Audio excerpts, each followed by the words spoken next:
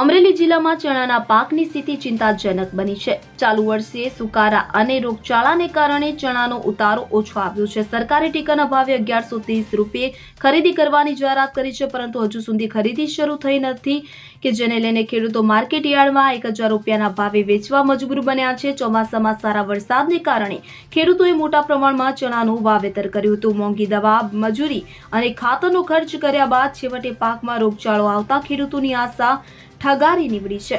ખેડૂતોને પ્રતિમણ 100 થી 150 રૂપિયાની નુકસાની વેઠવી પડી રહી છે। ત્યારે નાનુડી ગામના એક ખેડૂતના જણાવ્યા અનુસાર ખાંભા માર્કેટિંગ યાર્ડમાં વેપારીઓ ઓછા ભાવે ખરીદી કરે છે।